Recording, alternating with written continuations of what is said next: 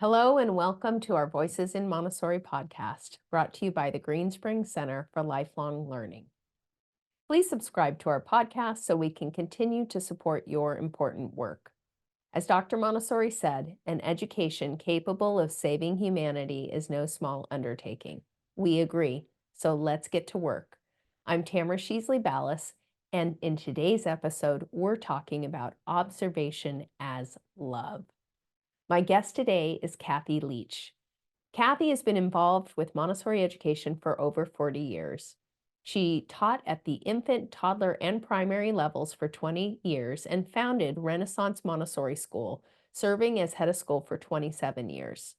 She retired from the school in 2019 to focus on her current position as executive director of the International Montessori Council. Additionally, Kathy serves as director of CGMS Infant Toddler and co-director of the Leadership Credential Programs.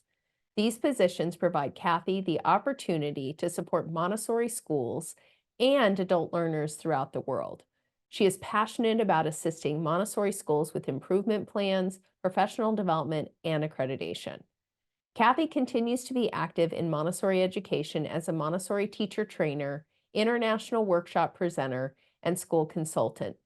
She graduated from Barry University and earned her Montessori credentials from the American Montessori Society for 0 to 3 and 3 to 6. So welcome, Kathy. We're so excited to have you here today.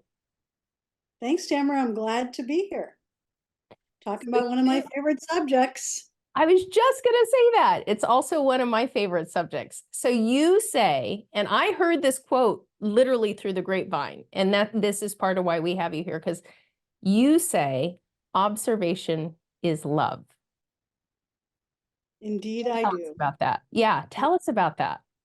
Yeah, I'm happy to. I think it started with my attraction to Dr. Montessori's quote that of all things, love is most potent. And so I went on a journey of exploring how she talked about love throughout all of her writing and her teaching and what does that mean to us from a practical perspective? Because it sounds good, but what does it mean? So I really started paying attention in classrooms and schools, in her writings. What does this mean and what's the practical application? And I have a story, if I can share that. Please. I observed a couple, a fairly young couple, obviously in love, maybe even married. And I saw that the woman was admiring something in a store. And really, you could tell like this is something that just really spoke to her. It wasn't just a material possession, it was something really meaningful. And they talked about it and then they moved on. And I happened to know this particular couple. I was with them and I thought that's really interesting what happened. And I observed what happened next. What happened next is he went to the clerk without her knowing and said, "Please put that aside for us." And months later at the holidays, that item came out and was gifted to the spouse. And I what I recognized about that is that that was an expression of love. Mm-hmm. And what I recognized about that is it took his observation skills to express his love. He had to observe her interest. He had to notice the interest. He had to remember to do something. He had to take action with that. Mm. And and then result in something. So it was a planning, it was a documenting, it was a noticing, and it was observing. And then it kind of struck me, and I had to work on it more, but it struck me that observation is love. We can't love someone or something without noticing and paying attention and responding.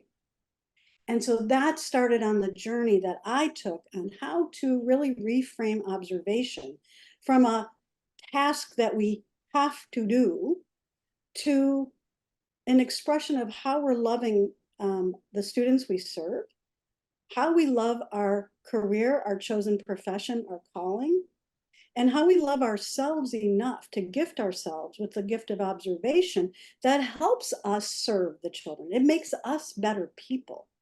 And so for that's that one story of that one couple, and I have seen it repeated over and over again. And I'm sure all of us have had that experience in one way or another, where somebody noticed, paid attention, remembered, and did something about it.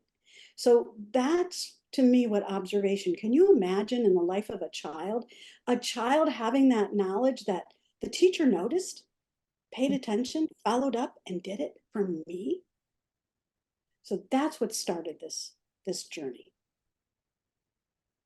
My heart is so full hearing you share that story and also thinking about it in reference to our children, because I know the moments where somebody's noticed something for me and brought it up or acted upon it. Mhm. I feel seen, I feel valued, I feel a connection, a unique and really spiritual connection with that person. And you're right, I've never thought about observation through that lens before. And what a gift to shift our perspective about it. Well, because I'm sure you hear as I hear, and I give workshops on observation fairly regularly. And first question I ask is, tell me about your observation habits and skills, and what are you doing? What do you have questions about? 80 to 90% of our teachers say, I don't have time for that. That's the answer. And that's real. That is real. I can't discount it and say, well, you do have time, because I truly do believe that we have to make this a priority. My answer back is, when I was a teacher, which I was for 22 years in the classroom, I will tell you that I would not have known what to teach Mm. had I not observed. Because what I would have reverted to is what's next on the shelf, or turn the page of an album. And how is that different than conventional education? Our method, our pedagogy is reliant on us knowing children, being in relationship with children, and understanding that they may follow a different path than what was in our albums. We have to know that. It's essential to know the lessons, to know what's on the shelf, what's in the albums. But if we don't know the children, we don't know how to make that perfect match. So that's a piece of it. We don't notice if a child might have come in and maybe wasn't feeling their best today, and what really was going on today, or are really on fire to start doing a new lesson, but we're tied up with something else because Mm. we didn't notice, we didn't observe, we weren't mindful about that because we had our own agenda. So I really think that we have to look at elevating scientific observation and using scientific observation for planning, for implementation of our teaching, for guiding students, and for assessment. Okay, so tell us what that means. How, I mean, really, like, so you have somebody who is saying to you, they've been in the classroom 7 years. Mhm, And so this is not a newbie, let's say, but mhm. they are not fitting observation in regularly. And you tell them we've got to build scientific observation into planning, recording, presentations. So how do you coach them? What does it look like? Well, the first thing is to really understand why it's a priority. Because if we're just telling people to do things because we said so, that's not what we do in Montessori education to begin with. We Mm. want people who question and think and challenge. And so it's okay. So you don't have time. Tell me about your day. Let's look at how we would implement this, because I'm a believer that observation has to happen all day. It's not just a work cycle situation. We have to observe arrival. We have to observe at lunch sometimes. We have to observe at rest time, at transition time. In the specials, if our students are going out to, afternoon specials and things, those are times to observe too. We're building a database of knowledge. And until we've built that database, it's really difficult to reference what we're seeing, right? So people will say to me also, well, I don't know what I'm observing. I don't really know what to look for. Well, you don't until you build that database. And the database is built on lots of observations and lots of note taking. And everybody has their own style. And I know everybody's gone to a lot of online record keeping and online observations at this point. I'm a fan of doing it in the moment, that if you have to write something down, do it while it's fresh in your mind, even if it's a cryptic shorthand that only you will know later, whether it's Post-it notes that you enter into a system later, things that you can stay really, really close on. As you build that knowledge of what you're seeing, then you start watching for patterns. Oh, I saw that Thursday. I wonder what that means. So we're building this supply of information that we can then start questioning. Mm. What does this mean? I wonder if I showed the lesson this way, if it would be different. I wonder if he worked over here by the sunlight. You know, there's natural light over here and it's really dark in that corner. I wonder. And so we start recording those questions that help us plan. Let me try this. This is the scientific method of observation has to do with experimentation. We don't have all the answers. We're not observing because we know everything. We're observing to gain the information. So from a practical standpoint, I might start someone out with can you take 5 minutes? What time does your class generally settle in? Oh, 9:15 or so, things are pretty calm. 5 minutes. Give me 5 minutes. Because what I find is once you create a habit, it's easier to then continue to expand on that habit. But if we tell everybody, I think you should observe 20 minutes every day in your classroom at various times, they're going to think I'm crazy and they don't have the time. But so start with 5 minutes and the classroom won't fall apart. Now, that's a controversial statement right there, right? It is. And I understand that right now, most of our educators are having a very difficult time with behavioral issues, learning differences, a lot of issues in classrooms that I don't want to underestimate. But I also want to say when I observe, my rule is really, unless somebody is heading to a hospital or something, I'm not to be disturbed. There's another adult in the classroom that they can go to. I'm a huge fan of using older students to go to first, whatever level you're working with. The oldest students in the classroom can be encouraged and supported in being the answer people and the role models and all of that. So just be brave and try 5 minutes. You may not know. You may have to pick one thing you're looking at. Okay, so today I'm going to watch sensorial if I'm in a primary classroom. I'm just going to observe sensorial. And I'm going to start just running record. What am I seeing? What's coming off the shelf? And if you see nothing coming off the shelf in that 5 minutes, that's going to create another question.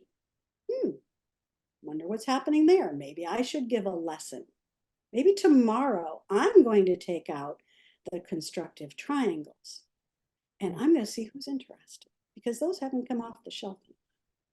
So I start in a practical, small way to help people know that you will see the benefits of observation. It's a cumulative effect over time as we build our internal database of what we're seeing.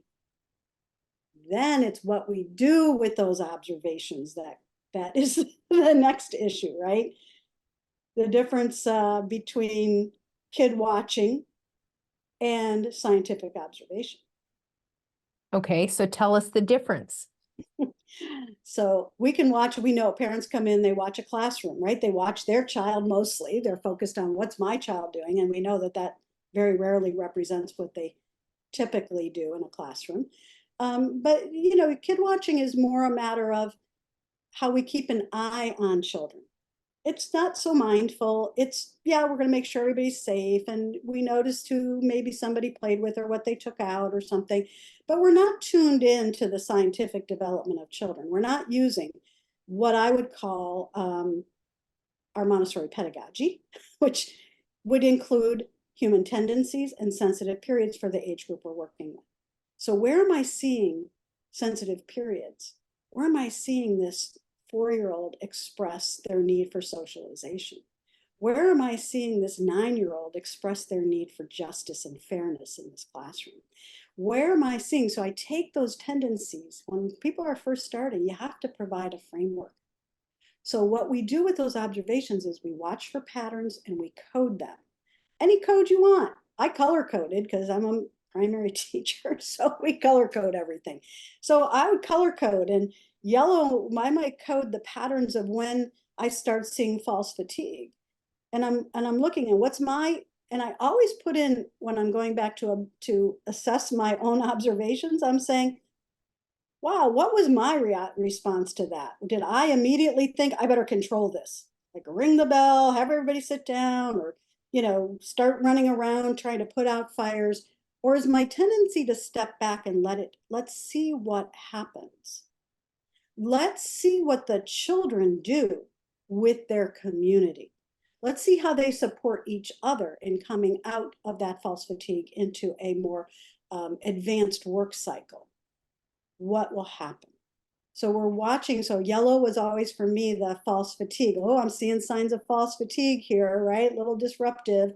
Or I would watch for patterns of whenever these three students work together, we're not having a productive outcome, right? So what can I do? And the tendency for many teachers is to separate them. Mm. My tendency would not be to separate them. My tendency would be to utilize their attraction to each other. And then how do I experiment with how to help them learn how to socialize in a productive way? So I'm always looking at how do I build on what I'm observing as a need. So those notes, those observation notes become those patterns. I see intense concentration, that might be green, right? Every time I see intense concentration. Over time, these build a story. They build a story of who is our classroom. They build a story of how is normalization happening for the group and for the individual, because normalization comes and goes. So instead of throwing our hands up in exasperation, this classroom won't normalize, if we focus on when it does normalize, we'll see glimpses. And a glimpse gives us hope. And so when we're tuned in to observe, we get that hope of, oh, I have some information. Now I can make some decisions. I can put this in my plan and I can have an experiment for tomorrow or for next week. Wow. Okay. There's so much in there that I want to follow up on. There's so many questions in there. I just have to tell you, that was just beautiful what you just said. And what I heard you talking about really fundamentally was taking these observations and looking at what the need of the child is and the skill building that is required rather than going to a state of control. And I think our instinct is I'm going to control the situation, right? And make it different, the three students, let's say, rather than what are the skills, what's the unmet need, where can I support these children in their self-construction as human beings? Because separating them doesn't doesn't do that, right? Because we're doing that lifting for them and they're not recognizing or We building avoid, we avoid the problem we avoid the instead of problem. helping them with their growth That's right. in a positive direction. So yeah, there is a lot to unpack, Tamara. It's a big subject, and I don't want people to be intimidated by it Mhm. because it can be very deep in getting to know individual students, and it can also be very rewarding. But it almost because of the challenges that everyone's having in their classrooms right now with students who do have needs that were different than maybe when I started teaching. I don't think the children are different, but I do think that their needs are different. And I do think that their ability to process things has changed dramatically with the advent of technology. And the research technology has really wonderful applications, so I'm not anti-technology. And I recognize the impact it's had on our children needing immediate gratification and feedback and needing bells and whistles and, how all of these things. So how do we get to the core of the individual to meet the real needs that are happening? And that takes us being open-minded, curious, and being willing to be a learner in our own environment. It actually requires us to do the spiritual preparation that Dr. Montessori told us that we needed to do, and we can't skip that part. Well, I so appreciate that you mentioned it, because really Dr. Montessori is our inspiration for this work. We would not have a Montessori pedagogy had she not been an observer. The method was based on observation, and it still continues to be. So her work to us was, we have to prepare ourselves to be ready to receive what the children have to offer us. And that is challenging for most of us in some ways. Can I share a quote with you that I have? Dr. Montessori said, there is only one basis for observation. The children must be free to express themselves and thus reveal those needs and attitudes which would otherwise be hidden or repressed in an environment that did not allow them to act spontaneously. Now that's a mouthful, as she packed a lot in a sentence or two. I will tell you what that means to me is that if we are controlling the environment, we learn more about ourselves and our own need for control than we learn about children's needs. So if I have totally controlled an environment, and I see this in classrooms, I can walk in a classroom and pretty much know within about 15 minutes if, adults can put on shows, children can't, right? Children just are children. And so if they are overly controlled, it will be very obvious very quickly. And I won't learn anything about the children. I will learn about the teacher.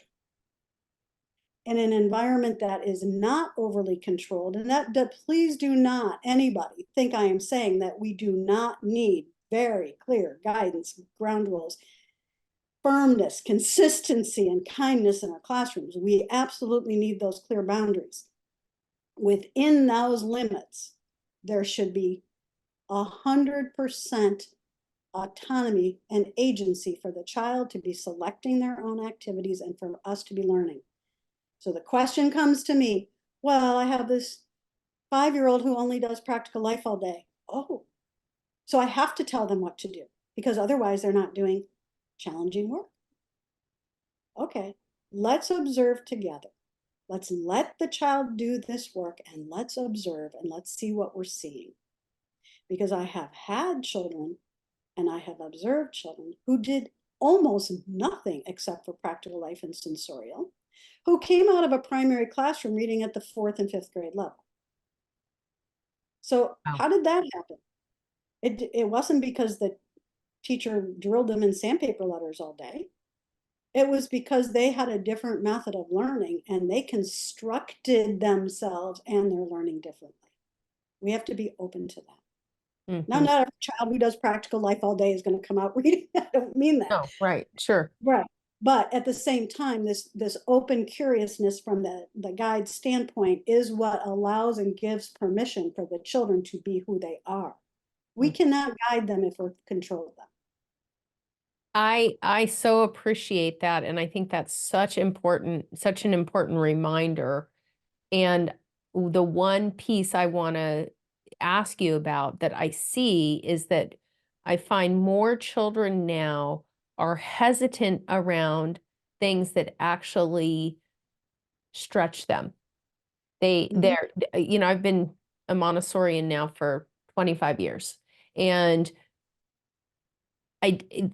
there's almost this sense of not knowing how to take on challenges, not knowing, kind of reverting to the things that feel comforting and easy. Mhm. And so one of the pieces we are finding is that we have to support children in knowing how to get over that hump with themselves. Like, oh, I noticed that you're not going back to that. Let's talk about that. Well, it's hard. Mhm. Oh, yeah. What's it feel like for it to be hard? And Mhm. and how do we chunk it up for you? Not that, and it's not about forcing them into that work. It's again about observing the hesitancy around anything that they might not do well the first time, or they may not be the best at. Like, it's one of the pieces I am seeing that's different. I'd love to hear your thoughts on that. Yeah, I definitely see that. And I think it has to do with, again, a bit of technology in that when they are playing their games and video, the response is immediate and it's only right if it's right. Mhm. There's no wrong answers. If you wrong, it's wrong, right? So we have this friendliness with mistakes, with error, right? That's one of the things, but our students don't always have that. So Mhm. we're accommodating of their errors or mistakes or their the messiness of growth and development, right? It's not linear. It comes and goes in different patterns. And so having them is really scaffolding. It's taking very, very, very baby steps in a safe way. But the children aren't going to do that unless there's a trusting relationship with the adult. So it all comes back to, I trust that you know me. Mhm. Mhm. And for the child to give up that kind of vulnerability, because children, even by 3 and 4 years old, and certainly by 9, 10, 11, have built some protections, some self protections. And that vulnerability is very difficult for them. So if we're lucky enough to have students from youngest ages, we can start doing some scaffolding of baby steps on, what's one hard thing, right? And I like what you asked. I think, being able to ask the child, to ask the student, tell me what's hard about it. Tell me what would help. And tell me how it feels when things are hard, because things are going to be hard sometimes. So we have to acknowledge that. It is hard, but we only build confidence with accomplishment, right? Nobody can give us confidence. It comes because we tried and tried and tried and we did it. Mhm. So we've got to allow time for that to happen. And I don't know if there are things that are happening in the classroom that lead the students to believe that that they have to get it done. They have to do it just the way the teacher did it, and they got to get it back on the shelf and do the next thing. I don't know how much of that is happening, but that would be one of the first things I would be looking for in the environment, is if there's an expectation, even unspoken, Mm. that you have to produce. And that comes from the anxiety of work plans and things like that, which is our natural answer to children who aren't working at the level we expect them to, is to do remedial plans and things. So I think it has to be a buy-in between the student and the guide. I think it's essential that students are part of planning as they are, especially elementary and secondary years, to be part of the plan rather than the teacher assigning a work plan. If a plan needs to be developed, I want the student involved in the plan. Then they have ownership of that plan. So the plan might just be, this week, we're going to try something hard. What looks hard here today? What would you like? Like, let's try it. And I'll be right here. But that takes trust, because if I say I'm going to be right here, I have to be right there. Mhm. I have to follow through on what I say, or come and get me when you feel like it's getting hard. Or better yet, go to one of your friends. Joey has done that 10 times. I bet Joey could show you that. It's even better than the adults.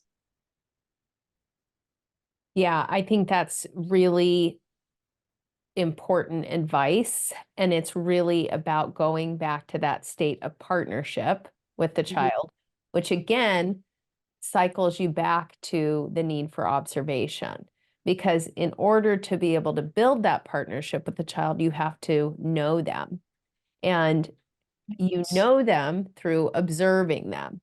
And that's how you can differentiate what they need versus what Rosa needs or, Right. Bobby needs. And the argument here has sometimes comes back as, if I do it for one, I have to do it for all, or it's not fair.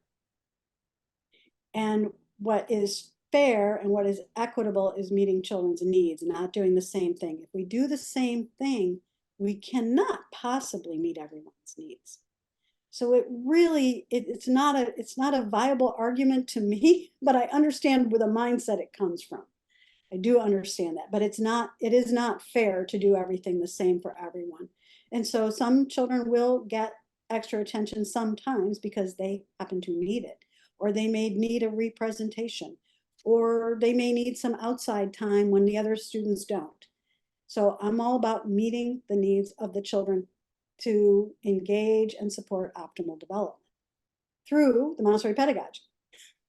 Well, That's what and the it's about. children know that. They know, even as young I remember my youngest was in a conversation with her grandfather, and he was talking about another child who didn't have a skill yet at a Mhm. certain age. And she said to him, you know what? All people have strengths and all people have weaknesses. Now she's 3 years old, dropping the Yeah, wisdom, right? yeah. And she learned that at Montessori, right? All people have strengths, all people have weaknesses, and we have to help people with the parts that they need help with, Papu. And so you have this beautiful Mhm. wisdom coming out of the mouth of a child who really recognize that it isn't all, it doesn't have to be equal to work. Right, right. And that's, I'm guessing that no teacher used those words with her. Maybe at some point they talked about, if somebody, it's setting up a culture in your classroom where children who might need more help are appreciated for that. That's okay. They're still learning. Well, okay, what are you still learning? Right? So just by the culture we create, we give children permission to be who they are. Mhm. That's a gift, right? Because many times they're in environments where they're expected to be someone different from even the young stages. And this piece of building trust with the children, there are things that we can do and different for different age levels. With a 3-year-old, it can be as simple as, oh, I see that you have your workout and you don't have a work rug yet, or I don't see a table available. May I hold your work for you while you get the mat? That builds trust because you're going to trust me to be right here with that work waiting for you to get the mat. I'm not admonishing you, I'm not redirecting you, I'm supporting you, and I'm building trust. It might be, I'm going to hold your pencil while you go do that. Oh, I'm going to make sure that the snack place is available for you because you've already washed your hands and got your thing. It's okay, I'm right here. What we're doing is we're giving opportunities over and over and over again to show that we are trustworthy. They are not just going to trust us. We have to practice. They have to practice. These are intentional acts we can do in classrooms that create a culture of trust, build normalization, and it really is about love. It really is. Do we love what we do? Do we love the opportunity these children have? And even though you will have children who challenge you and children who, maybe you have a struggle, an internal struggle with, that we still can love the work enough to serve this child. And so we have to dig deep. And this is the spiritual transformation, right? This is the work that we do on ourselves because children will, at any age, trigger us. There will be a child that triggers something. And it could be your need to control, your need to revenge, or you know I'm in charge here, I'm the powerful one, right? We get in power, we always lose a power struggle. There's never a power struggle that's ever been won by an adult with a child ever in the history. So why engage in things that why not learn what the child's trying to tell us? Then they don't have to exert that much power anymore because we're there, we're listening, they trust us. That takes time. Those are investments. Well, and oftentimes those children who feel like they have to assert their power in that way may not feel like they're empowered in other areas of their lives. And so Right. again, it goes back to the observation to really look at who this little person is and what are those parts of them that they came into the world to develop. Right, right. And Dr. Montessori talked about the luckiest child in the world is the one who has a busy mother, too busy to be hovering over them, watching them do everything and doing everything for them. Right. So I just love that analogy, right? So yes, they're aware, they're observing, but they're not like hovering and correcting everything that they do. And, if I correct the children in the classroom every time they do something wrong, which she did tell us we should not be doing, right? She said, observe and learn from their mistakes so that you file that and you say, okay, I may have to think about that one. And how can I help them think they did it themselves? This is an auto education method. The idea isn't that we're instilling and imparting all of this wisdom to the children. The idea is that we are guiding them to the opportunities that they have. Those are both with other students, with other adults, and with the materials in the classroom. There's so much wisdom in just every single thing that you are offering, and I just need you to know that I'm really struck by that right now. Just what a gift. What a gift. Okay, yeah. And I'm not trying to get off topic, but my heart is full right now, and I'm really grateful that you're spending time with us.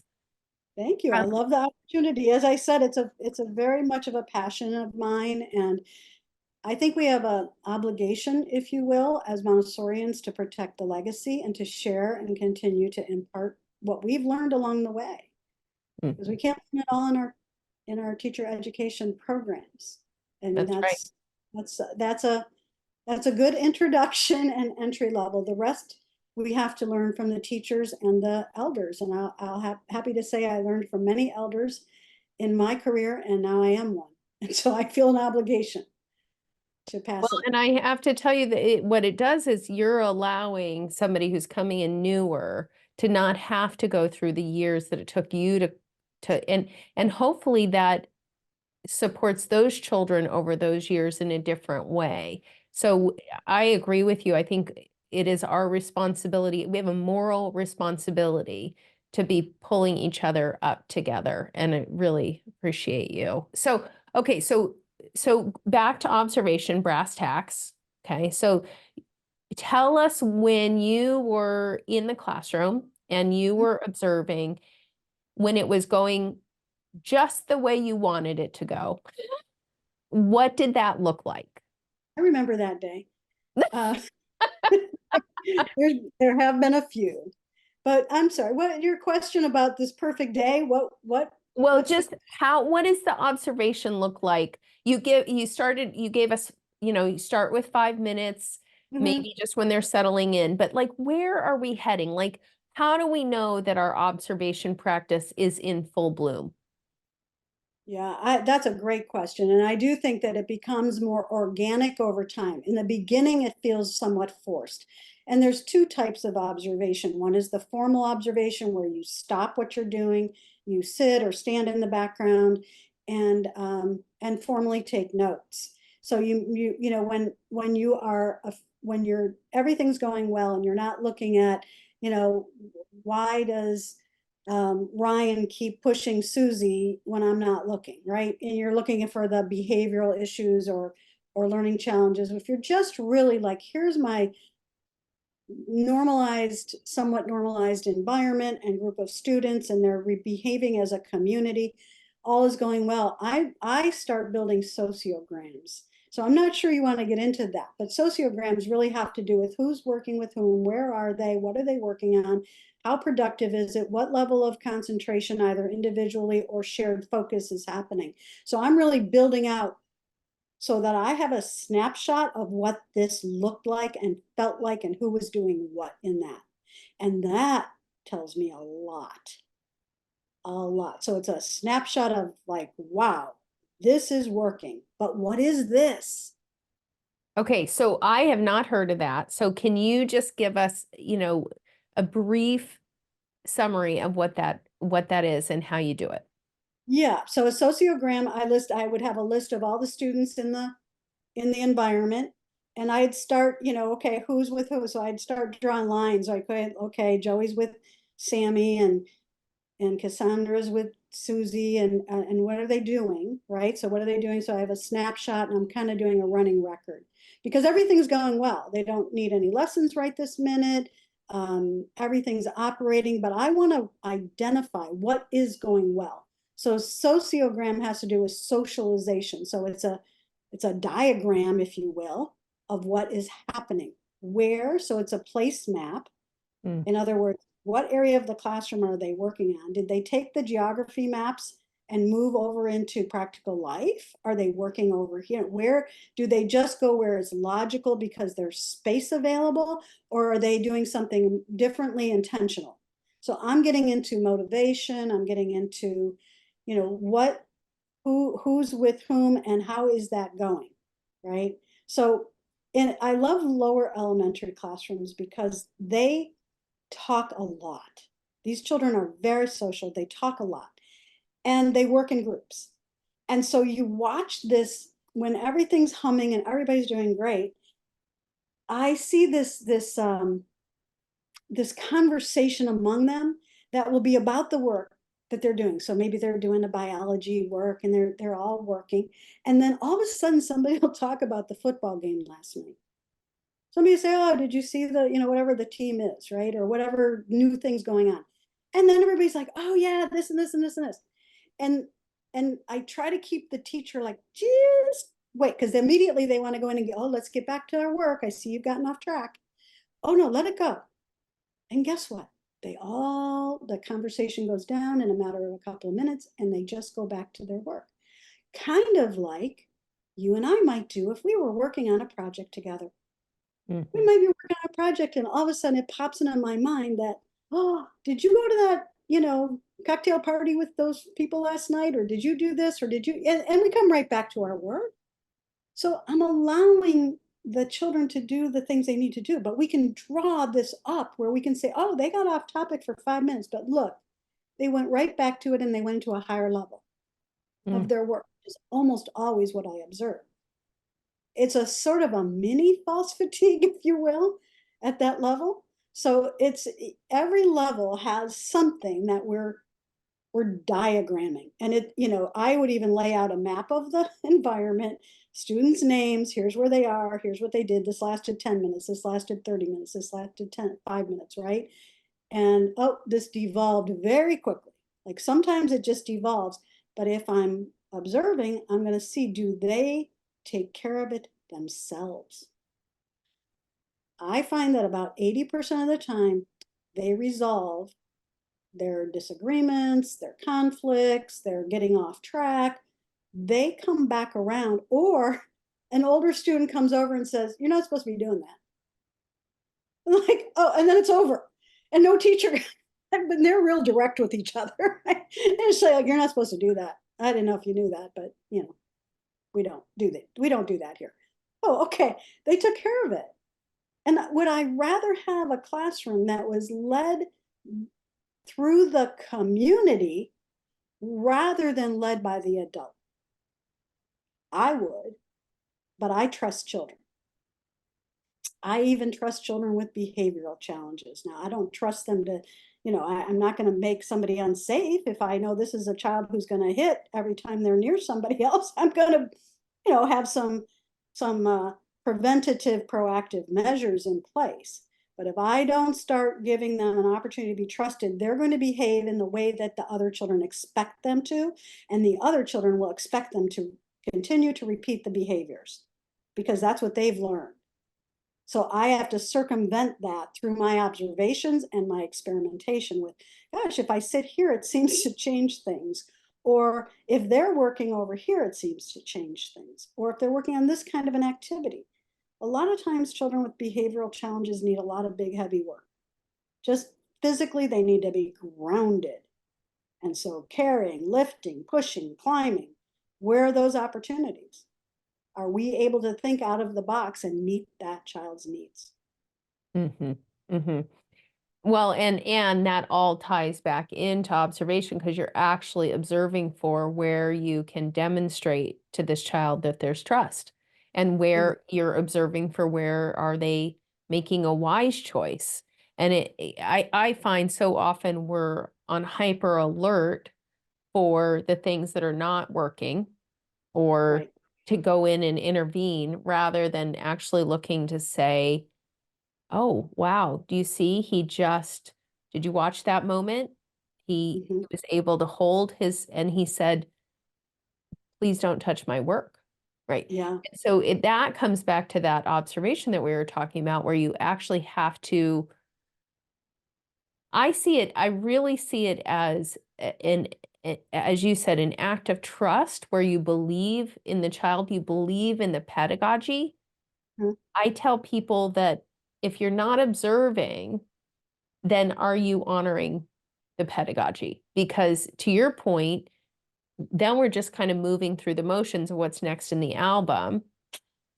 There's not an honoring of who the child is and what they need. Exactly. Exactly. And from a practical standpoint, I'll tell you the observations I talked about, keeping a list of things and kind of writing your observations, whether it's digitally or handwritten, going back and looking at the patterns. I also put then a column of questions. What questions does this bring up for me? Mm, Another column, what might I do with that question? How can I get the answer to that question? mhm, And I really do like for spiritual transformation work, I really like to put how it made me feel mhm. because I learn a lot about my own issues when I see what children trigger in me.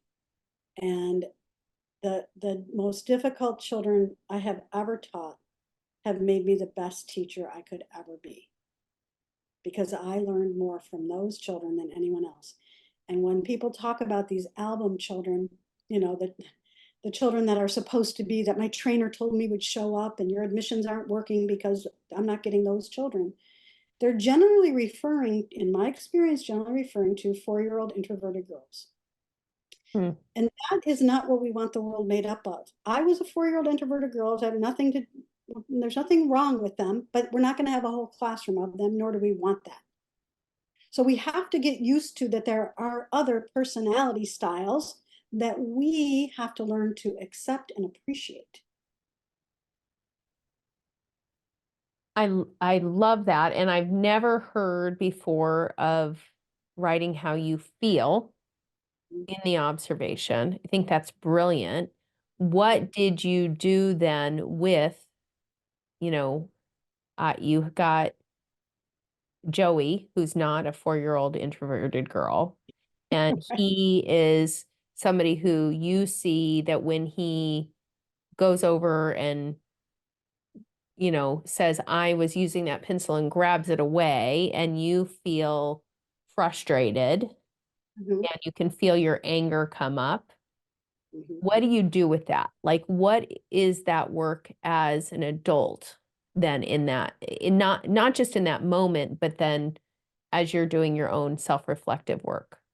Yeah, the great question. And there's two things. So one is in the moment, and I really practice deep breathing and mindfulness because it helps me reset. And what we know about the breath is it can calm down the chemicals that get going when we're angry or frustrated or threatened or afraid. We're afraid somebody's going to get hurt. Mm. So it's a normal response. Recognize what you feel in your body, recognize what you're thinking, and it doesn't take that much time to take 3 deep breaths. So I did a lot of breathing. I always, of course, all of us breathe. It's probably a good thing, but I mean, intentionally deep breaths would help at least me reset so I could think a little bit more clearly. And it's just very, very quick. So in the moment, pause. I can't emphasize that enough because unless somebody is about to get hurt where you have to take action immediately, and I always, if somebody's about to get hurt, you take action. If it's dangerous, that has to be done. So you pause in the moment and you really recognize, okay, I may have to take a moment. So I have to have the child safe with me in this moment. So the child's going to be with me for a moment till I can respond in a compassionate way, but also in a very clear expectation way. So that has to be dealt with. When I go back and I really look at the reflections in the observation, I reflect. I start asking myself the questions. What is it about that I was experiencing? What is it about that made me feel threatened or afraid or angry or frustrated? So that I can explore my own reactions. And a lot of it comes down to fear for me. And it will be different for other people, but I was afraid somebody might get hurt, or I was afraid that um, even in my early years, afraid that my head of school might think I'm not a good teacher, right? That a parent might question my judgment, that I had all the insecurities that everybody has. And so I think that was part of it. And recognizing that I could trust myself and use some self-compassion was really helpful for me. We Mhm. can be kind to ourselves even when we, I made a lot of mistakes. I said things to children I should have never said. I know that I made these mistakes. And I know that I wrote it down and I learned from it. And I think that's the thing, is that we have to give ourselves the grace to learn, and that's okay. I could not agree more.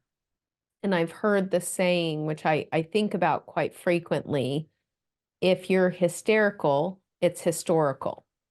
So whatever it is that I find whatever it is that is triggering us, especially if it brings up big emotion. And I've certainly been in the classroom. I was in the classroom for 9 years, and I remember moments of really just feeling like I saw it at the time as I was being protective, right? Mhm. But really underneath that, I think for me was, you can't act like that in my classroom, or Mhm. that, like there was that of the control factor. And then also then looking at what made me so protective. I was severely bullied in my elementary years. So I can feel that come up, and that's my work. Right. That child is not responsible for the fact that we are carrying whatever we're carrying, and they Exactly. really deserve what you call the spiritually transformed person, because Dr. Montessori said you got to look at she said, ugly defects and pull them out. Mhm. And so I love this concept of observing and then having your emotions, so that it gives you fodder for your journaling and your thinking and your walks and your own Yeah. development, because we have to step straight into that. And don't you find that it takes years, really? It doesn't happen just, I mean, identifying it could take a very long time. Where in my life did I feel that, right? Even identifying where is this coming from can take time. A lot of this we've buried, we've found workarounds for, we've compensated for, and now it's time to sort of dig deep and appreciate whatever it was that we learned from those opportunities and And aren't integrate. we and aren't we so lucky? Here we are to get, I mean, really, I was thinking about this today as I was walking around campus, and it's this beautiful day out, and that everybody's it's just love. There's just love everywhere. And I thought, we are so lucky to not only get to be in that space, but also to get to generate that space, because that space comes out of doing the work. And we're in a profession that calls on us to be our highest and best selves, and to not try to do some shady deal to make more money, or these other things that these poor people have to spend their lives doing. And our mission is so high and so pure and so holy, forgive the term, but really sacred, let's say sacred. And here we are, and we're called on to do that work for ourselves and support the children in the work. And it's like it is the most sacred work in the world. And so I love that. I love that it's such a blessing. It is. That's why I really have a challenge in helping our guides to know what a great priority and what a great gift observation is. And it is love, and it is the recognition of the human being in front of us. Mhm. And our mission is not, I mean, it's not to teach reading and writing. That's the secret. We are going to teach it. We're schools, we're teachers, we do teach all those things. But our real calling, what Dr. Montessori called on us to, is to support human development, to look at how do we unlock the human potential inside this human being. How do we remove the obstacles so they can be who they were meant to be on this planet? And what if everybody had that opportunity to be who they were meant to be and lived on this planet Earth? I mean, to me, that is like the greatest gift we could ever give the future of society. And that's, I believe, part of what Dr. Montessori was calling us to do. So if we think that we're teaching reading and writing, it's kind of like the bricklayer who thinks they're laying bricks, right? But the other bricklayer on the other side is saying, I'm building a cathedral. We're developing human potential. That human potential has the opportunity to save mankind. Like, this is no small undertaking, she said. This is no small undertaking. We have to be all in on this, and observation is a huge part of it. Woo! My bucket is so full. I am so happy. I feel elevated. Kathy, I can't wait for this episode to drop. Let's get this out to the world. We got to bring you back. I'm sure you have we got to figure out what your next topic is before you leave today. Okay. We're doing this. Thank Okay. you. Thank you. Thank you. That's a perfect way to end because you are speaking such truth. Thank you for the opportunity. I appreciate it. I'm so grateful to have you here. Truly, truly. And really nice getting to know you a little bit. Thanks. You too. Yeah, this has been wonderful. You are a powerful force for good. That is clear. So, and I want to thank our listeners. We want to thank you for spending time with us today too. Take a look at our website, greenspringcenter.org, to view the show notes from today's episode. And Kathy's bio is on there, included in the show notes page as well. So you can learn more about her and her work with IMC and all of the wonderful things that they are doing out in the world. And we invite you to subscribe to our podcast to hear the latest episodes and join in the conversation on Facebook and Instagram. The work you all are doing, Kathy just said it. This is the work of saving humanity. We are so profoundly grateful that you are in this work with us. And we are in this together. Join us next time.